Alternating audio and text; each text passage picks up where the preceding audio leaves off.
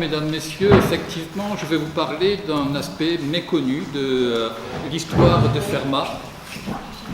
C'est bon ? On peut partir d'un constat. De l'avis de la plupart de ses biographes, Pierre de Fermat... Pardon. Est-ce que c'est mieux là ? Là ? C'est mieux. Bon. Donc, de l'avis de la plupart de ses biographes, Pierre de Fermat aurait été un casanier qui aurait peu aimé les voyages, et on l'a dit ce matin, il n'aurait que circulé qu'un tout petit peu dans la région. Et d'une façon générale, on présente Fermat qui a effectivement circulé entre Beaumont-de-Lomagne, Toulouse et Castres. Cette vision est fausse, totalement fausse. En effet, on oublie qu'il a été à Orléans, à Bordeaux, à Nîmes, à Montpellier. On oublie les petits trajets aussi qu'il a pu faire pour voir sa famille, voir les biens qu'il avait pu acquérir ici ou là. Et c'est sur ces pas-là que nous allons le suivre dans une direction bien précise. Nous allons aller en Bas-Comminges, dans le département toujours de la Haute-Garonne. Vous tirez un trait depuis Toulouse, 70 km vers le sud-ouest, vous arrivez dans cet angle de la Haute-Garonne, dans le canton de l'Île-en-Dodon, et plus particulièrement dans un de ces petits villages qui s'appelle Puymorin, où on va trouver une branche de la famille de Fermat, dont je vais vous dire deux mots, et où on va voir Fermat à l'œuvre. Donc, je viens de vous donner le plan de cet exposé. Je vais essayer de vous expliquer d'abord pourquoi il y a des Fermat en Comminges, et ensuite pourquoi notre Pierre de Fermat a été en Comminges et ce qu'il a pu y faire. Et en même temps, ce sont certains aspects un petit peu nouveaux de sa personnalité que l'on pourra voir. Alors, dans le temps qui m'est imparti, je ne vais pas pouvoir rentrer dans tous les détails, ce n'est pas tellement important. Souvent on joue sur l'interprétation des sources, sur des choses un petit peu difficiles, donc vous trouverez peut-être tout ça dans la publication des actes. Pour l'instant, je vais juste essayer de vous donner les principales clés de cette question-là. Premier constat, donc voyons un petit peu la généalogie, cette histoire de la famille de Fermat qui reste à écrire. Pour l'instant, de Fermat, ce que l'on connaît, c'est sa famille, ses ascendants directs et c'est un petit peu sa descendance. Ça a été, notamment sous la plume de Pierre Guérin, un travail qui a été fait et bien fait, mais qui est collé à Fermat. Or, du coup, j'ai essayé de voir s'il n'y en avait pas d'autres, des Fermat. Et j'ai été travailler dans le Gers un petit peu, et on voit des Fermat, alors je vous donne la liste, à Bordeaux, Lectoure, l'Île-Jourdain, Marsan, Saran, Saint-Antoine-de-Pont-d'Arras, La Fourie, c'est-à-dire près de Saint-Jean-des-Pierres, près de Pêche-Bonnieux, en Haute-Garonne, Toulouse et Puymorin. Excusez du peu. Et ma liste, elle est certainement pas complète. Donc, du coup, premier constat, la famille de Fermat se présente en l'état actuel des connaissances comme un véritable puzzle, dont il manquerait de très nombreuses pièces. Et justement, c'est à l'une de ces branches méconnues, ou en tout cas qui a été identifiée, mais dont on sait encore très peu de choses, que je vais m'attacher, qui est liée à Saint-Antoine de Pont-d'Arras. Donc pour l'instant, en l'état actuel des connaissances, on l'a vu, la généalogie de Fermat, on la commence au niveau de l'arrière-grand-père de Fermat, arrière-grand-père, grand-père, père de Fermat, Dominique, qui s'est marié 2 fois, qui a eu 3 Pierres, dont un qui nous intéresse plus particulièrement. Ce Pierre-là s'est marié, a eu des enfants aussi. Pour l'instant, ce tronc-là, il est connu, il est identifié. Les autres troncs, il y en a, on vient de le voir dans toute une série d'endroits, mais on ne les relie pas à ce tronc-là en l'état actuel. Donc, il y en a un qui va être particulièrement important dans l'histoire de la famille Fermat, c'est celui dont je vais vous parler, et qui est lié au petit village gersois de Saint-Antoine-Pont-d'Arras. Au niveau de la généalogie, que l'on se situe soit au niveau de l'arrière-grand-père, soit au niveau du grand-père, il est clair qu'il y a eu des ramifications. Et l'une de ces ramifications va donner la branche qui nous intéresse. Donc cette branche-là est certainement à voir avec des oncles ou ce dont je parlerai seront peut-être des cousins. Je ne sais pas encore exactement ce qu'il en est. Mais on va voir que cette branche elle est importante car quand la lignée de Fermat, le mathématicien, aura disparu depuis longtemps, la lignée de Saint-Antoine Pont d'Arras va continuer, perdurer jusqu'à la fin du XIXe siècle, et c'est chez eux que seront gardées les archives qui auront brûlé pratiquement au moment de la disparition du dernier des Fermat historiques, si je puis dire. Donc cette lignée-là, elle a été particulièrement importante dans l'histoire de cette famille. Donc cette lignée, qu'est-ce qu'on peut en dire ?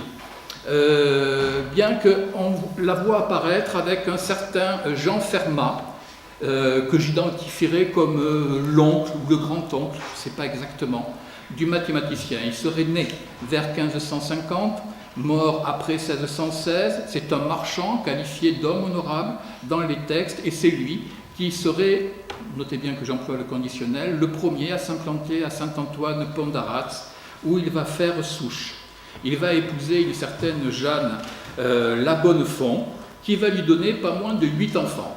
Si j'avais le temps, on pourrait voir les états de la généalogie et de voir que l'hyperfécondité chez les Fermat est une constante. L'hyperfécondité, c'est-à-dire quand les couples ont beaucoup d'enfants, et à partir de 7-8, on peut dire que ça commence à faire beaucoup, d'autant que ça ne veut pas dire que l'on connaisse tous les enfants. Il y a certainement, dans ces 7-8-là, ce sont les enfants qui ont survécu.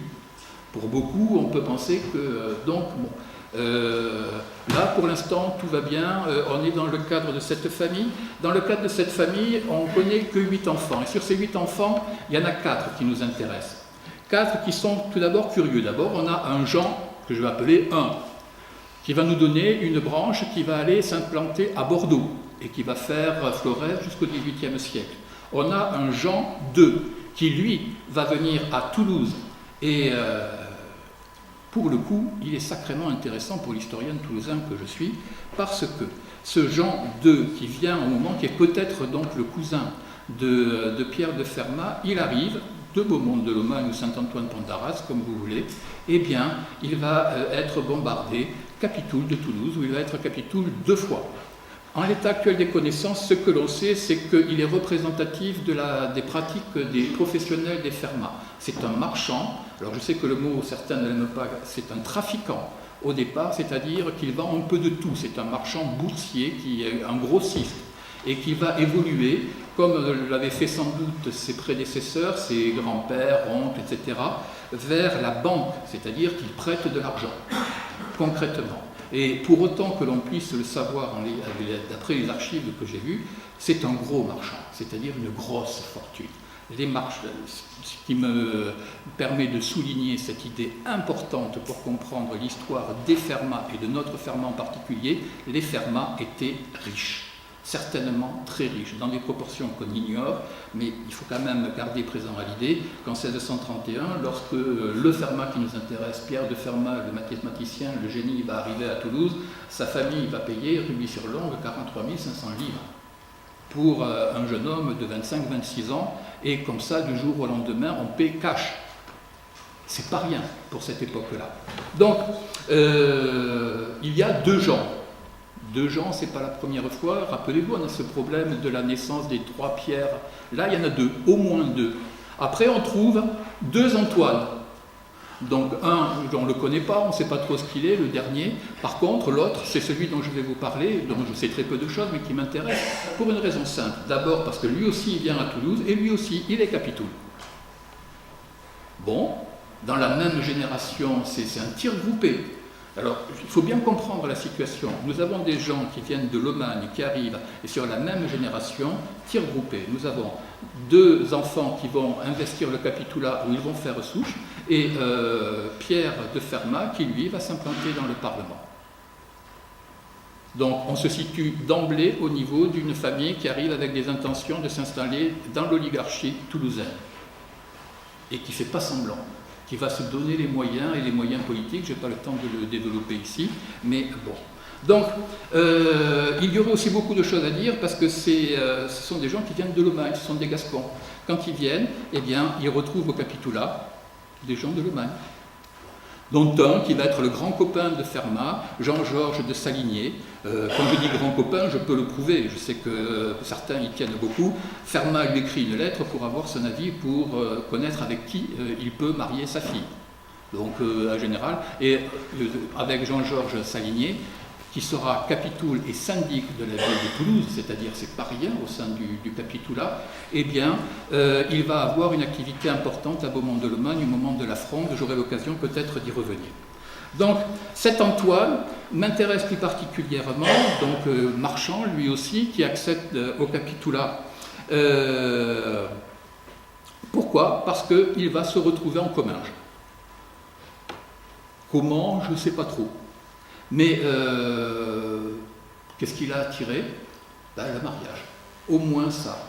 En fait, il va épouser la fille de quelqu'un qui était aussi capitoul, la famille de Carrière. Et quand on regarde qui est la famille de Carrière à Toulouse, on en trouve une tripotée, hein, des Carrières ceci, des Carrières cela, et qui sont aussi insérés dans le capitoulat depuis longtemps. Et ils se sont aussi implantés dans ce petit village de Puymorin, où ils avaient une branche de la famille. Et donc cet Antoine de Fermat va épouser une demoiselle Carrière, et donc la famille Fermat, donc la branche qui m'intéresse, se retrouve. Quand Fermat, le nôtre, si je puis dire, le mathématicien, va vouloir acheter son office de conseiller au Parlement, à qui va-t-il l'acheter? À quelqu'un qui est membre de la famille de Carrière. Donc on commence à voir que c'est au sein d'un petit monde toulousain, lomagnol, commingeois, il y a des réseaux qui commencent à se tisser, qui se tissent à travers le capitoulat.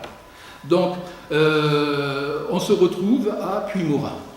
C'est le village de ma famille depuis le XVIIe siècle, et la première fois que j'ai ouvert des archives, je suis tombé sur Fermat. Il y a plus de 30 ans de cela. Mais je pensais que c'était connu de tout le monde, puisque je l'avais trouvé. Et pas du tout. Donc là, il y a une branche des Fermat qui se sont implantés dans une maison, on parle du château là-bas, mais c'est une grosse maison qui n'a rien de particulier, qui a évolué comme étant une ferme, qui n'a gardé aucune trace aujourd'hui d'un quelconque passé historique. J'en profite pour dire qu'on parlait de Marcassius de Puymorin ce matin. C'est la famille Marcassius de Puymorin, donc, qui a acheté au Fermat, au début, à la fin du règne de Louis XIV, le domaine de l'Arjou. Donc les Marcassius de Puymorin ont succédé au Fermat. Il y a donc une continuité, je pensais, pour notre académie. Donc, si on regarde tout ce qu'on peut savoir de l'histoire du village, vous trouverez quelques détails. Un village attractif, parce qu'on y trouve un couvent, on y trouve de quoi se restaurer, mais rien de plus qu'un autre village, finalement.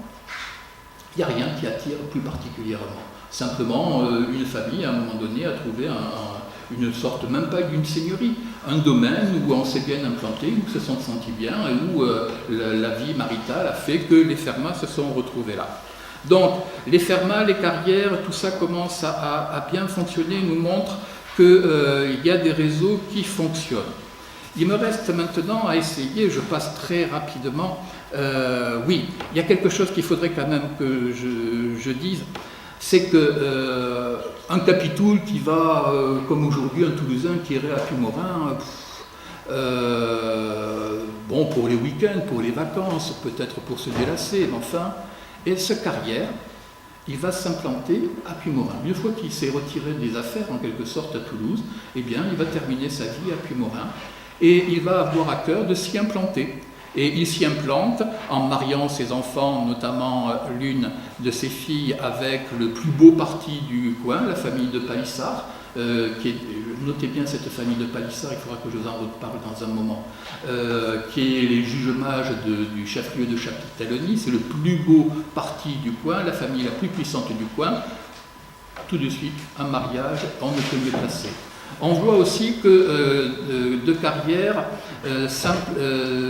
s'implique activement dans la vie de la communauté de Puymorin, et ça explique en partie la venue de Fermat, puisqu'à ce moment-là, il fera venir Fermat. C'est probablement lui qui l'aura appelé. On peut en discuter, mais bon. En même temps, une particularité de ce De Carrière qui permet de montrer, j'ai pas mal étudié l'histoire de la mort depuis bien des années, et je pense qu'on en conviendra tous, que le choix du lieu de sépulture est quelque chose de particulièrement signifiant. C'est pas anodin, et quand on a un choix de lieu de sépulture, quand c'est choisi, parfois on est prêt à beaucoup pour y aller. Je pense que pour beaucoup, c'est des questions qu'on doit se poser. Les Fermat se la sont posées. Ils ont établi un caveau dans le couvent des Augustins et on trouve des membres de cette famille de Saint-Antoine Pont-d'Arras. Le Jean Capitoul, par exemple, va se faire enterrer dans le même caveau que Pierre de Fermat. Antoine, lui, non. Il aurait pu, mais non. Il va se faire enterrer dans l'église de Puymorin, ce qui est donc un signe d'implantation non équivoque de mon point de vue, et sa lignée et les autres Fermat se feront inhumer à cet endroit-là.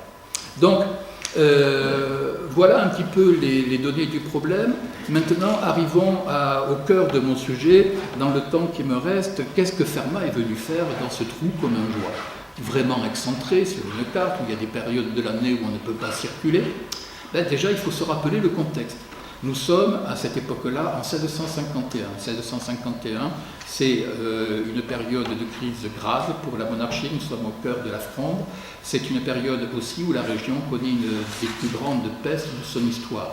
Donc, c'est une période particulièrement difficile. Dans ce cadre-là, eh bien, Fermat va intervenir dans la châtellenie de l'Île-en-Dodon au moins à 2 reprises et de 3 façons différentes. Il intervient donc pour la première fois à Puymorin, où il est appelé avec un autre commissaire au Parlement qui s'appelle Pierre de Lafont. Alors, du coup, on regarde qui est Pierre de Lafont, et comme pour les carrières, famille très importante, on a des Lafont de Videly, des Lafont de Ruisse, etc. Donc c'est un clan.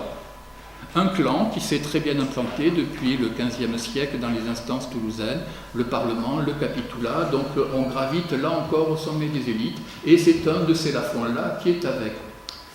On regarde encore un petit peu plus près la généalogie de Fermat, et qui trouve-t-on à Saran, petite localité gersoise où les Fermat ont acquis des biens?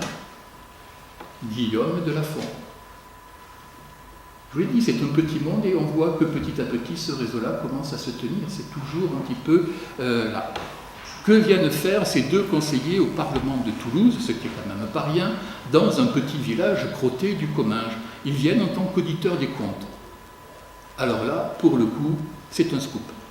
Parce qu'on peut prendre toutes les histoires des parlements de France et de Navarre, on ne trouvera pas cette fonction-là de commissaire aux comptes, d'auditeur,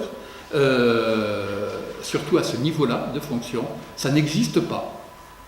En l'occurrence, on a la preuve du contraire, et pile poil, ça tombe sur Fermat. Alors on a de la chance, on n'a pas de la chance, je ne sais pas, mais en tout cas, du coup, pour l'historien toulousain que je suis et pour l'histoire du Parlement, c'est sacrément intéressant parce que ça nous montre que le Parlement, ça confirme cette idée que le Parlement, depuis toujours, a tenté de rayonner, de contrôler l'ensemble de son ressort, un petit peu comme le faisait le Parlement de Paris. Bon, donc on laisse cette idée-là. Ça permet de voir, commissaire aux comptes, on vient vérifier les comptes d'une municipalité, d'un village qui doit faire 1000 habitants, d'un village très rural. Et effectivement, quand on voit l'état des comptes qui va être établi, je n'en connais pas d'équivalent pour cette époque-là, très détaillé. C'est une pièce, on ne peut même pas le donner à des étudiants en TD, je dis pour les collègues qui sont là, parce qu'il est tellement détaillé qu'il y a trop de choses, il est très riche ce document. C'est un document qui nous permet de toucher de l'intérieur une communauté villageoise de cette époque-là. Et du coup, on voit que Fermat, il sait compter. Et pas que des mathématiques. C'est normal, il vient d'une famille de marchands où on manipule les comptes depuis très longtemps, et à l'évidence, il a très bien fait les choses. Et du coup, les consuls de Puymorin, ils sont très très très contents. Ils ont là un état des comptes qui vont préserver, en tout cas qui servira pendant longtemps, si j'en juge d'après les archives fiscales de la communauté que j'ai pu voir. Bon, ça c'est la première intervention. Mais il y a un gros problème. Nous sommes à l'époque de la Fronde. Et à cette époque-là, les choses se passent plutôt mal dans notre midi toulousain, on va le dire, entre les troupes frondeuses et les troupes royales. Il y a beaucoup de troupes et rien ne terrifie plus les communautés que d'avoir des troupes, qu'elles soient royales ou frondeuses, elles se comportent exactement de la même façon. Donc tout le monde veut absolument éviter quelque chose, c'est d'avoir à loger des troupes. Alors, certaines villes en sont exemptes, c'est l'un des grands privilèges de la ville de Toulouse, par exemple. D'autres n'ont pas la chance d'être exemptées, c'est le cas de Puymorin. Et donc Puymorin, chaque fois, se fait pratiquement dévaster par des régiments qu'on envoie comme ça. Alors, la grande tactique, c'est d'essayer de voir les officiers des régiments, des commissaires aux guerres, pour essayer de faire en sorte que les troupes aillent dans le village à côté. Et c'est là que Fermat va intervenir et que ça nous intéresse encore plus que cette fonction de commissaire. Parce que, par le biais de Carrière, on va demander à 2 reprises, en 1651 et 1653, à Pierre de Fermat de faire jouer ses relations ou d'intervenir directement pour faire en sorte que les troupes ne viennent pas à Puymorin. En 1651, pour le coup, il intervient, il ne fait pas semblant. Il est à Puymorin, donc les consuls lui disent la meilleure personne qui puisse nous préserver, c'est l'évêque de Comminges. Bon, on est dans un petit évêché, crotté, tout ce que vous voulez, mais enfin, l'évêque à cette époque-là, c'est quand même pas n'importe qui, d'autant qu'il est assez célèbre pour ses opinions jansénistes. Ni une ni deux, Fermat quitte Puymorin, il va à Allan, où le siège de l'épiscopal, et il va voir l'évêque. Où il est reçu, et ça se passe très très bien. On ne sait pas du tout ce qu'ils ont pu se dire, mais au moins l'évêque a décidé qu'il interviendrait en faveur de la communauté. Super, ça s'est très bien passé, donc qu'est-ce qu'on va faire en 1653, lorsqu'on remenace d'avoir le régiment, cette fois plus grave, de cavalerie, parce que cette fois il va falloir loger les soldats, mais nourrir en plus les chevaux. Donc panique à Puymorin, de Carrière est chargé d'écrire à Fermat pour lui demander d'intervenir à nouveau. Donc là, il y a quelque chose qui se passe, et la dernière fois qu'il intervient, c'est peu de temps plus tard, dans un conflit à l'Isle-en-Dodon, où le sieur de Palissa, celui dont je vous parlais tout à l'heure, qui a épousé donc une fille Fermat issue des alliances à Puymorin, eh bien, ce monsieur de Palissa est en conflit avec la communauté de l'Isle-en-Dodon à propos d'un règlement de justice et de civil et criminel, et Fermat va intervenir pour rendre un arrêt. Donc, il est intervenu au moins à 3 reprises en exerçant une activité qui est tout à fait atypique pour un rôle. Donc, il n'est que temps de conclure pour moi. J'aurais eu énormément de choses à vous dire. Qu'est-ce qu'on peut dire en synthèse? Tout d'abord que finalement, j'ai levé beaucoup plus de lièvres qu'apporté de réponses et soulevé d'autres questions. Avec ceci, ça montre qu'une fois encore, le mystère Fermat s'épaissit un peu plus. Donc, il y aura encore de quoi travailler. Néanmoins, à travers ce que j'ai pu vous dire, fût-ce rapidement, on peut voir certaines choses s'affiner dans le portrait de Fermat. Tout d'abord, cela infirme, je l'ai dit, je le répète, mais comme c'est une ancienne dans l'historiographie de Fermat, l'idée qu'il était sédentaire, pas célibataire, désolé, et qu'il aimait peu les déplacements. Il le fait quand il le faut. On voit qu'il le fait quand il y a surtout des affaires de famille. Les Palissards, les Fermat, comme il est intervenu à Beaumont-de-Lomagne, exactement de la même façon, avec de Saligné, pour protéger Beaumont-de-Lomagne d'une invasion de troupes, si je puis dire, royales. Donc chaque fois, il y a des affaires de famille qui sont un petit peu mêlées. Donc il a indéniablement le sens de la famille et il se bouge pour elle. En même temps, on voit bien que pour être génial, ce n'est pas la caricature d'intellectuel vivant dans sa tour d'ivoire et se déplorant parce qu'il n'a pas le temps de faire ceci ou cela. Fermat vit dans le monde et il agit dans le monde. Et il a des idées. Vous trouverez dans le bouquin Fermat l'énigmatique un texte qui est passé un petit peu à la trappe, mais qui est particulièrement important. C'est quelques vers consacrés à Mazarin qui montrent qu'indéniablement, il avait choisi, il était très militant dans cette époque particulièrement troublée. Donc un sens de la famille, en même temps. Cela confirme aussi qu'il avait une notoriété chez ses contemporains qui n'avait rien à voir avec les mathématiques, mais qui avait à voir avec son sens de la politique, son sens de la stratégie, son sens de la médiation, que ce soit avec des compétences professionnelles ou avec des compétences, on va dire, des qualités de négociateur. C'est quelqu'un qui avait de l'entre-genre et qui le savait. À un moment donné, on le sollicite, il y a une lettre où on nous dit qu'il peut intervenir parce qu'il peut influencer un secrétaire de tel chef d'armée. Donc on infirme bien l'idée selon laquelle Fermat serait très peu mêlé à la vie publique, comme on peut le lire ici ou là. Il apparaît donc bien impliqué dans la vie publique de son temps, ce qui peut donc expliquer qu'il n'avait pas le temps de faire que des mathématiques. Cela étant, on conforte aussi l'hypothèse que Pierre de Fermat n'était pas, et ça, tous mes travaux et toute ma réflexion va dans ce sens sur Fermat, et je suis loin de l'avoir achevé, dans le sens que cette idée que Fermat n'était pas un parlementaire comme les autres, que le clan Fermat a joué un rôle à Toulouse dans une phase particulièrement critique de son histoire, et que cela peut expliquer qu'ils aient pu monter si vite. En effet, l'ascension sociale des Fermat se caractérise par son extrême rapidité. On pourrait le développer sur plein de points. Là où bien des familles ont mis des générations à passer de la marchandise jusqu'au Parlement, les Fermat l'ont fait en une génération et ça a été un bond de géant pour eux. Donc là, il y a pas mal de choses peut-être à revoir.